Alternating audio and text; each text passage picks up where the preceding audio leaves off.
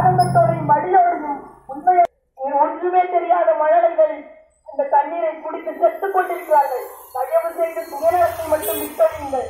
தன் பிள்ளைகள் தன் குடும்பம் என்பதை நினைத்து விடாதீர்கள். ஒரு பொதுமக்கள் முன்னாடி நான் பேச முடியல. என் தம்பி சொல்வது போனா ஒரு காலத்தில் வயது வந்த பெண்களை பெற்றோர்கள் வெளியே விடுவதற்கு அஞ்சுவாங்க. இன்னைக்கு 2 வயது பெண் குழந்தைகள், 3 வயது பெண். ஒருபுறம் ஐயா பாரதிய ஜனதா கட்சி ராஜா அவர்கள், ஒருபுறம் ஐயா காங்கிரஸ் சிதம்பரம் அவர்களின் புதல்வன் கார்த்திக் சிதம்பரம் அவர்கள், இருவரும் பண முதலைகள். ஐயா ராஜா அவர்கள், ராஜா அவர்கள். காரைக்குடி வாழ் தாய் தமிழ் உறவுகள் அனைவருக்கும் வணக்கம். நடைபெற இருக்கின்ற இந்த இந்திய பாராளுமன்ற தேர்தலிலே நாம் தமிழர் கட்சி சார்பாக போட்டியிடும் இந்திய பாராளுமன்ற தேர்தலிலே நம் சிவகங்கை பாராளுமன்ற தொகுதியின் சார்பாக நாம் தமிழர் கட்சி ஒரு ஆற்றல் மிக்க வேட்பாளரை இந்த இடத்திலே களமிறக்கி இருக்கிறது.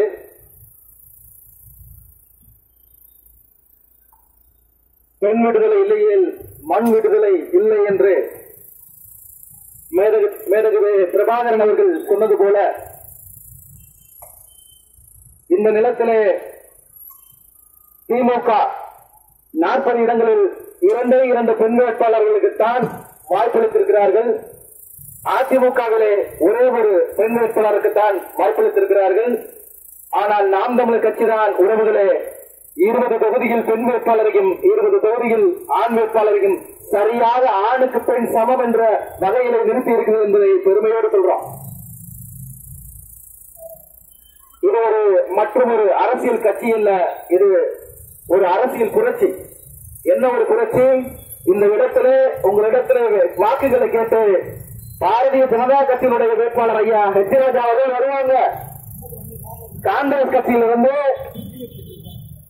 ராஜ பரம்பரையைச் சேர்ந்த ஐயா ப. சிதம்பரத்தினுடைய முதல்வர் ஐயா கார்த்திக் சிதம்பரம் அவர்கள் வருவாங்க. ஐயா கார்த்திக் சிதம்பரம் அவர்களை நீங்க கேளுங்க. ஐயா கார்த்திக் சிதம்பரம் ஐயா, உங்க மேல எதுக்கையா கேஸ் போட்டாங்க, நீங்க என்னையா குத்தம் பண்ணீங்க, உங்களை எதுக்கையா ஜெயில புடிச்சு வச்சாங்க அப்படின்னு நீங்க கேளுங்க. ஐயா கார்த்திக் சிதம்பரம் சொல்லுவாங்க, இந்தியாவுக்குள்ள தொழில் தொடங்குறதுக்காக வெளிநாட்டு கம்பெனிகள் உள்ள வந்தாங்க, அவங்களை இன்டைரக்ட் ரூட்டா தப்பா உள்ள அனுப்புனேன், அதுக்கு நான் கமிஷன் வாங்கி சாப்பிட்டேன், அதனாலதான் ஜெயில போட்டாங்கிறாங்க. கார்த்திக் சிதம்பரம் இந்தியாவில் உள்ள வெளிநாட்டில் உள்ள கம்பெனிகளை இந்தியாவில் தொழில் தொடங்குவதற்காக என்ன கம்பெனியா இருந்தாலும் தெரியாம ஏர்செல் மேக்சிஸ் ஒரு கம்பெனி கிட்ட அதிகமான பணத்தை வாங்கிட்டு கமிஷன் வாங்கிட்டு உள்ள விட்டாரு. ஐயா கார்த்திக் சிதம்பரம் என்ன வந்த காசா இல்ல, அவங்க அப்பா 15 வருஷம் இந்த இந்திய நாட்டில நிதியமைச்சரா இருந்தார். ஐயா ப. சிதம்பரம் அவர்கள் இந்த சிவகங்கை தொகுதிக்கு செஞ்சது என்ன செஞ்சாரு? எந்த முகத்தை வச்சுக்கிட்டு மறுபடியும் மயனுக்கு ஓட்டு போட்டு வந்து நிக்கிறாரு? என்ன செஞ்சுட்டு காங்கிரஸ் கட்சி, இந்த பாரதிய ஜனதா கட்சி, இந்த கட்சிராஜா என்ன சொன்னாரு? ஸ்டெர்லைட்ங்கிற ஒரு தூத்துக்குடியில் இருக்கிற ஒரு கம்பெனி அங்க இருக்க மக்களால வாழ முடியல, அவங்களுக்கு புற்றுநோயை கொடுக்குது, நிலத்தடி நீரை மாசுபடுத்துது, குடிக்க முடியாத தண்ணீரெல்லாம் குடிக்க முடியாத அளவுக்கு உப்பா மாறிடுச்சுன்னு சொல்லி மக்கள் போராடுறாங்க. காரைக்குடியில இந்த இருக்கிற பக்கத்துல இருக்கிற கோயிலூர் கெமிக்கலுக்கு பக்கத்துல இருக்கிற அந்த குடியிருப்புகள்ல தண்ணி குடிக்க முடியாது. இந்த கம்பெனியை எடுத்துருந்து மக்கள் போராடுறாங்க. நாங்க குடிக்கிறதுக்கு போறப்பட தண்ணி வர மாட்டேங்குது, விஷம் கலந்து வருது, தண்ணி குடிச்சா செத்து போயிடுறோம், கற்பம் கலங்கி போயிடுறோம் எல்லாம் போராடுறாங்க. இந்த போராட்டத்தை ஐயா ஹெச்ராஜா என்ன சொல்றாருன்னா, தீவிரவாதிகள் போராடுகிறார்கள், ஆன்டி இண்டர்கள் போராடுகிறார்கள் என்று ஐயா ஹெச்ராஜா சொல்றாரு. நாங்க என்ன கேட்கிறோம்னா, ஐயா ஹெச்ராஜா அவர்களே, நாங்க தான் ஆன்டி இண்டியன் தெரியுதுல்ல, நாங்க தான் தீவிரவாதின்னு தெரியல, என்ன இதுக்காக இந்த வீட்டுக்கு வாரியா ஓட்டு கேட்டு, எதுக்காக இந்த வீட்டுக்கு ஓட்டு வாரியா கேட்டு வாரிய, எங்க ஏரியாவுக்கு எங்க ஊருக்கு என்ன வேணும் உங்களுக்கு? பீகார் மாநிலத்திலிருந்து புழைக்க வந்த ஐயா ஹெச் ராஜா சர்மா அவர்களே, நீங்க தமிழ்காரா முதல்ல, நீ தமிழ் மண்ணை சேர்ந்தவன முதல்ல, உங்களுக்கு நாங்க எதுக்கு ஓட்டு போடணும்? போராடுகிற மக்களை வாழ்வாதாரத்தை துறைத்து விட்டு போராடுகிற மக்கள் எல்லாம் ஆன்டி இண்டியன், நீங்க தேச புரட்சி என்று சொல்றது. அப்புறம் ஓட்டு கேட்டு நம்ம வீட்டுக்கு வர்றது, இவர்களை முதல்ல விரட்ட வேண்டிய. அடுத்ததா ஐயா தினகரன் அவர்களோட கட்சியிலிருந்து அண்ணன் தேர்போய் பாண்டி நிற்கிறாங்க. பணத்தை மட்டுமே நம்பி நிக்கிற ஒரே கட்சி தமிழ்நாட்டில் அவங்க மட்டும்தான். வேற கொள்கை கோட்பாடு எதுவும் கிடையாது. நீங்க கேட்டு பாருங்க, ஏதாவது கொள்கை இருக்கா? ஏதாவது கேட்டு பாருங்க, நம்ம ஒரு கொள்கையில இருந்து கொஞ்சம் எடுத்துக்குவாங்க, ஏடிஎம் கொள்கையில இருந்து கொஞ்சம் எடுத்துக்குவாங்க, திமுக கொள்கையில இருந்து கொஞ்சம் எடுத்துக்குவாங்க, வேற எதையுமே இருக்காது. ஆனா கொள்கை பணத்தை கையில கொள்ள முடியாத அளவுக்கு கொடுப்பான். ஆர்கே நகர் தொகுதியில ஃபர்ஸ்ட் 4000 ஃபர்ஸ்ட் கொடுத்தது போல 4000 திடீர்னு பார்த்தா எலெக்ஷன் நிப்பாட்டிட்டாங்க. எலெக்ஷன் நிப்பாட்டி பணம் அதிகமா கொடுத்துட்டாங்க, எலெக்ஷன் நிப்பாட்டுங்க. மறு ரவுண்டு 6000 கொடுத்து அந்த பணத்தை கொடுத்து மட்டுமே ஜெயிச்ச அண்ணன் டிடிவி தினகரன் இங்க ஒரு ஆள் நிப்பாட்டிருக்காரு. அண்ணன் பேர் போய் பாத்திய பணத்தை கொடுப்பதற்கு உங்கள்கிட்ட வருவாங்க, பணத்தை கொடுப்பதற்கு உடனே நீங்க என்ன சொல்லுவீங்க? பணத்தை எங்க வீட்டுல 5 ஓட்டு இருக்குப்பா, ஒரு ஓட்டுக்கு 2000 ரூபாய், பக்கத்து வீட்டுல மட்டும் ஒரு ஓட்டுக்கு 3000 ரூபாய் கொடுத்துருக்கீங்க, எங்களுக்கு 3000 கொடுக்கணும் அடிச்சு பேசுவீங்க. நாங்க கேட்போம், அக்கா பணத்தை வாங்காதீங்க, பணத்தை வாங்குறது உங்களுடைய தன்மானத்தை விக்கிறதுக்கு சமமா, ஓட்டை விற்க கூடாது அப்படி நாங்க சொன்னா உடனே நீங்க என்ன சொல்லுவீங்க? ஏன்னா அவங்களோட பணத்தை கொடுக்குறாங்க, எந்தோட்டு பணத்தை தான் கொடுக்குறாங்க மும்பிய. சரி, உங்களோட பணம் எதுக்கு அவங்கிட்ட போனுச்சு? உங்களோட பணம் எப்படி அந்த அரசியல்வாதிட்ட போனுச்சு? யார் கேட்கறது? அப்ப அவங்க கடை வாங்குறாங்க உங்களுக்கு தெரியுது, அப்ப களை வாங்குறான்னு தெரியுது, அதுல பங்கு கேட்கிறீங்களா? பங்கு களை வாங்குறான்னு தெரிஞ்சு அவனுக்கு தண்டனை கொடுக்காம அவன் அடிச்ச கொள்ளையில பங்கு கேட்கிறவங்க இந்த தமிழ் சமூகம் வந்துருச்சு. இதெல்லாம் மாத்தணும் நினைக்கிறோம். இன்னைக்கு நீட் தேர்வுன்னு ஒண்ணு இருக்கு. நீட் தேர்வு இன்னைக்கு இந்த கூட்டத்தை கேட்டுக்கொண்டிருக்கிற அதிமுக திமுக கரவேட்டு கட்டி எங்க அண்ணன் நம்பிக்கிறேன். நீட் தேர்வுன்னு ஒண்ணு, அதை கொண்டு வந்தது திமுக மத்திய அமைச்சரவையில் இருக்கும்போது, மத்திய சர்க்கார்ல இருக்கும்போது காங்கிரஸ் கட்சி கொண்டு வந்தது நீட் தேர்வு.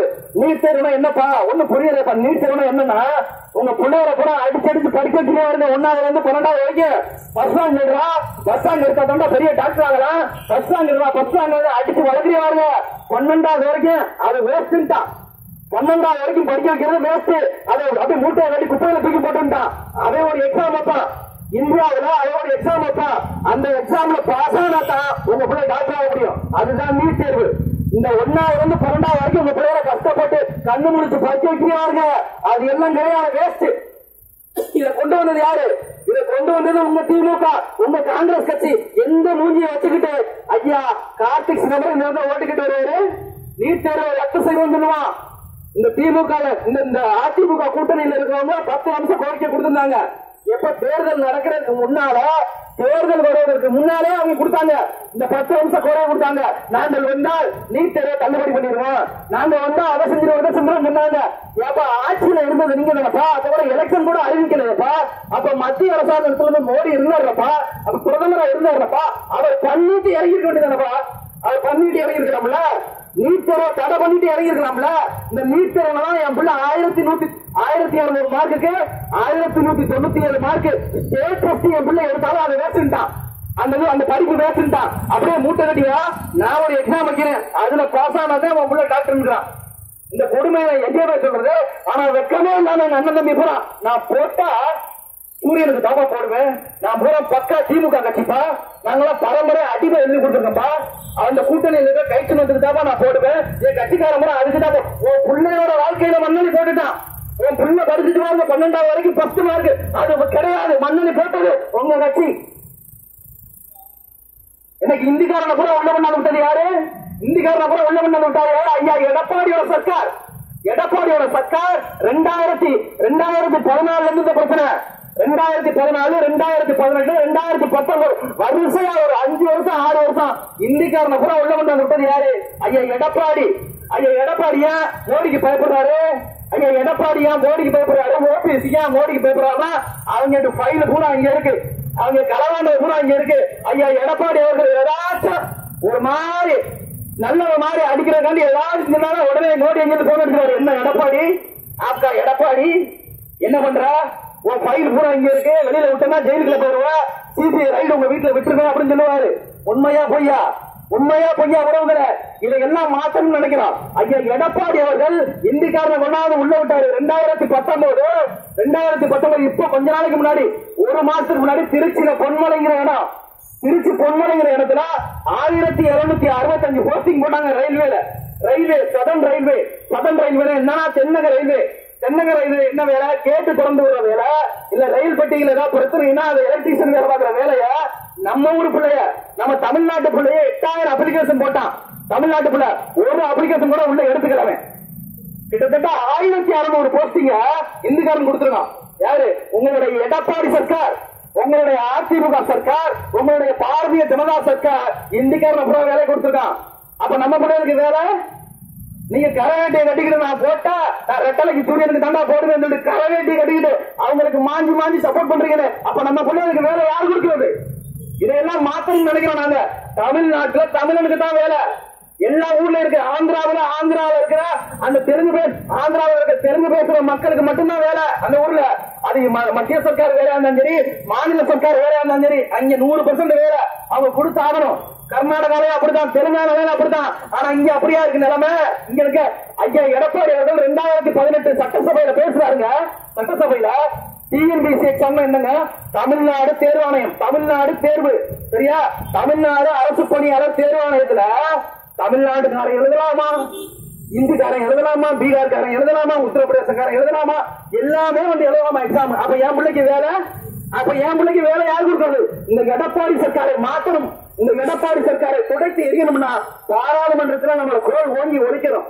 பாராளுமன்றத்தில் நாம் தமிழர் கட்சி சார்பா இந்த ஏரியாவில் இருக்கிற பிரச்சனையை பேசணும். அப்படின்னா நாம் தமிழர் கட்சி சார்பா உண்மையிலே ஆண்மை தன்மையோட இருக்கிற நாம் தமிழர் கட்சி சார்பா ஒரு வேட்பாளர் இங்க போகணும். அதுக்காக தான் சிறுபான்மை தொகுதியில நாங்க சக்தி பிரியா அப்படிங்கிற வேட்பாளர் அக்கா இறக்கிருக்கோம். சக்தி பிரியா அக்கா அவர்களுக்கு விவசாய சின்னத்திலே வாக்களித்து நீங்கள் பெருவாரியான வாக்குகள் வித்தியாசத்துல நீங்க வெற்றி பெற செய்யணும். செஞ்சா நமக்கு தேவையான நல்லது கெட்டது பார்லிமெண்ட்ல பேசலாம்.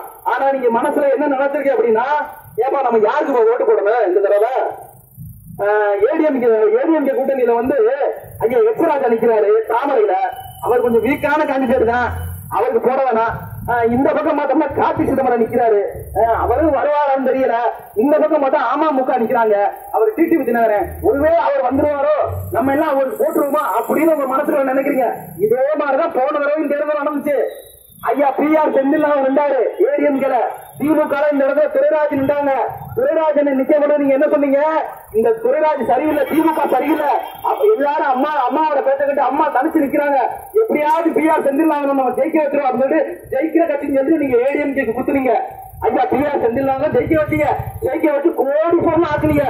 எல்லா பணத்தையும் அவர் கொள்ளை அடிச்சாரா? அங்க போய் உட்கார்ந்தாரு பார்லிமெண்ட்ல. கொட்டாய் விடுறது கூட வர திறக்கல. ஐயா நீங்க என்ன பண்ணீங்க? போன தடவை ஜெயிக்கிற கட்சின்னு ஓட்டா போட்டு ஜெயிக்க வச்சீங்க. இப்ப மறுபடியும் நீங்க அதே செய்ய ஜெயிக்கிற கட்சின்னு யாராவது ஒரு கட்சிக்கு ஓட்டு போட்டு தேர்ந்தெடுங்க. அவங்க எல்லாம் போய் கோடீஸ்வரன் வருவாங்க. ரோடு போடுற காசு, பள்ளிக்கூடம் கட்ட கொடுத்த காசு, எல்லா காசையும் இப்படி வாரி சுருட்டி அள்ளிக்கிட்டு அப்படியே வீட்டுக்கு போயிருவாங்க. ஆனா நீங்க அவங்க தேர்ந்தெடுத்த நீங்க நடத்த கட்டணும். உங்க பிள்ளைகளுக்கான வேலை வேட்டியை பறிக்கலாம்னு சொன்னாலும் ஆமாப்பா எங்க வேலை வேட்டியை பறிக்கலாம்ப்பா, இருந்தாலும் பரவாயில்லப்பா நாங்க மறுபடியும் அந்த கை சின்னத்துக்கு தாப்பா போடுவோம், அந்த அந்த அந்த அந்த அந்த தாமரை சின்னத்துக்கு தாப்பா போடுவோம், நாங்க மாத்தி குத்தவே மாட்டோம்ப்பா. இதுதாப்பா எங்களுக்கு வேணும்னு நினைச்சா நீங்க அவங்களுக்கு போடுங்க. இதெல்லாம் மாற்றணும். இந்த மண்ணில் ஒரு மாற்றம் வரணும். நம்ம போடுற ஒரு ஓட்டு அவங்களுக்கு பயத்தை ஏற்படுத்தணும். நம்ம 1 லட்சம் பேர் சேர்ந்து நாம் தமிழருக்கு ஓட்டு போட்டா அவனுக்கு பயம் வரணும். போன தடவை நம்ம 2 லட்சம் ஓட்டு வாங்கலாம், இந்த தடவை நாம் தமிழர் 1 லட்சம் ஓட்டு வாங்கியிருக்கு. அப்ப நம்ம நாம் தமிழருக்கு எல்லாம் போட்டாங்க, அடுத்த தடவை நம்ம தோற்கடிச்சிருவாங்க. நம்ம ஒழுங்கா வேலை பார்க்கணும் அவனுக்கு தோணும். நாம் தமிழருக்கு போடுற ஓட்டு எத்தா இருக்கணும். நாம் தமிழருக்கு போடுற ஓட்டு எதிர்கட்சி மாதிரி 89 சட்டமன்ற வேட்பாளர்கள் அந்த உறுப்பினர்களை வச்சிருக்க ஐயா ஸ்டாலின் அவர்கள் ஒரு போராட்டம் பண்றதில்ல. அவரால் எதிர்கட்சி. ஆனா நாம் தமிழர் கட்சி மட்டும்தான் உண்மையான எதிர்கட்சி. தமிழ்நாட்டுல உண்மையான எதிர்கட்சி. இந்த எதிர்கட்சியை அரியணை ஏற்றணும்னா ஒவ்வொரு மாநில தமிழனும் இதெல்லாம் மாத்தணும்யா. ஆமாயா நாம் தமிழ் சொல்றதா சரிதாயா, ஓடி அவங்களுக்கு ஒரு ஓட்டு அப்படின்னு நினைச்சா அக்கா அவர்களுக்கு நாம் தமிழர் கட்சிக்கு விவசாய சின்னத்தில் வாக்களித்து வெற்றி பெற செய்யுமாறு உங்களை அன்போடு கேட்டுக்கொள்கிறோம். அடுத்ததாக நாம் தமிழர் கட்சியினுடைய வெற்றி வேட்பாளர் அக்கா சக்தி பிரியா அவர்கள் உங்களிடத்திலே உரையாற்றுவார்.